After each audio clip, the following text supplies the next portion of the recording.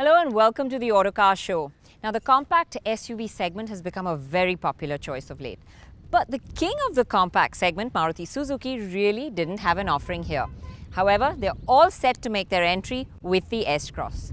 Now, as for others, this segment may be one of their smaller offerings. For Maruti, this is really one of their flagship vehicles. So they're pitching it a bit differently. They're calling the S-Cross a premium crossover.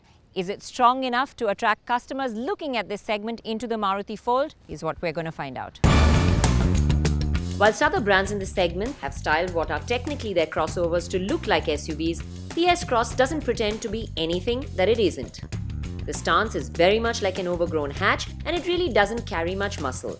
The contours are all rounded, the front nose droops downward, there are some nice touches like the LED lamps, the generous chrome garnishes, the scuff plates and black cladding that skirts the lower edges.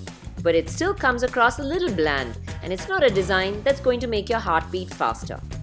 Well, the interior definitely more pleasing than the exterior design. There's a lot of things I quite like on this inside. There's this carbon fiber look plastic over here. In fact, all the plastics have this nice soft touch which make them feel quite premium. There's steering mounted controls, you have the touchscreen info display, and I really like the way the touchscreen works. In fact, I can just move the cursor around with my finger to change radio stations. Even for the volume, it's just sort of a slide up and down, so very smartphone-like integration over here. You can integrate it with your smartphone as well. It has voice command. You have the auto AC control, lots of cubby holes for storage. Even the seats, really nice leather seats with this double stitch, which makes it look a cut above. So lots on the interior over here, and of course, lots of features too. The top spec S-Cross Alpha variant comes with keyless entry and go, a 6-speaker touchscreen infotainment system, satellite navigation, auto climate control, Bluetooth automatic headlamps, automatic wipers, projector headlamps, and disc brakes all around. It's good to see that Maruti has equipped all but the base Sigma trim with dual airbags and ABS, though even that one gets a single airbag. The only big omission vis-à-vis the competition is a rear AC vent. All the knobs and controls feel very well damped when you use them. And despite the use of bits from the lower models like the Swift for the window buttons and mirror adjuster, the S-Cross feels well put together and everything has a quality feel about it. The boot is not class-leading as far as space goes, but it's a reasonable size, and with the 60-40 split for the rear seats, you get added versatility. At the opposite end under the hood, the S-Cross will come with two diesel options. A 1.3-litre 89 bhp version that we've seen in the Ciaz, and a new 1.6-litre diesel that makes a solid 118 bhp and 32.6 kgm of torque. That's quite some punch for something this size, and it's the engine we chose to drive. So once you get behind the wheel, the seating position is really nice with seat height adjust. You get into a comfortable position quite easily, visibility is really good, and this diesel engine is quite refined as well.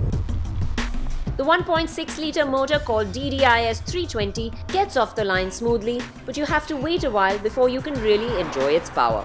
Well, there is a bit of lag, and if you fall below the 1600 RPM mark, you will need to work the gears. However, get past that and power kicks in nicely. There's this strong surge of torque. The S-Cross really likes to stretch its legs. It's a great highway cruiser. And whilst the tall gearing may accentuate the lag at lower speeds, out on the highway, every time you put your foot down, it serves up ample power. However, on winding sections, you often find yourself needing to shift down mid-corner to give you that additional burst of power. What doesn't help the S-Cross around corners either are the tires. They squeal in protest even at medium speeds and don't offer up the kind of grip needed to make you feel secure. Also, over distorted sections of road or going over rumble strips at higher speeds, the S-Cross does get a little ruffled. There is a vagueness to the steering at dead center, so at higher speeds, it really doesn't give you the kind of security that you would like. Though the steering weighs up well around corners, the slack at the center is what makes it feel inconsistent, making you vary your inputs quite frequently. It's a shame because the S-Cross is such a happy cruiser that a better steering feel would have allowed you to really enjoy all of its power. Now don't get me wrong, it's not that it ever feels unsafe, but it makes you back off from situations that the S-Cross is actually fully capable of handling. Now, move away from behind the wheel and into the back seat, and the S-Cross really scores. Space in the S-Cross in the back seat is impressive. Loads of legroom. I can really stretch my legs out over here. Seating position is nice and high, so visibility to the front is great. And despite the seat being quite high up, headroom is still good enough. The bench is nice and wide, good enough to fit 3 people. And although there is a bit of a central tunnel and the console does intrude into the rear, I think the third passenger will still be comfortable. The seats are supportive too, and even over long journeys, you remain relaxed. The S-Cross manages to filter out the bigger bumps and potholes quite well, so keeps you quite comfortable here in the back seat. However, it does get caught out over the sharper ridges. The faster you go, the better the S-Cross's suspension deals with what the roads throw at you. It also works away quite silently, and with good levels of cabin insulation, the back seat is where you feel that premiumness. The S-Cross is expected to launch early August and will only come with 2 diesel offerings in manual versions. Now, Maruti have always struggled with their premium offerings in the Indian market because people really perceive them to be a small car manufacturer. However, the Ciaz has turned that around of late, and we asked ourselves at the beginning of this story, can the S-Cross add to that by enticing customers into the Maruti fold? Well, as a premium offering, there is one big drawback, and that's its appearance.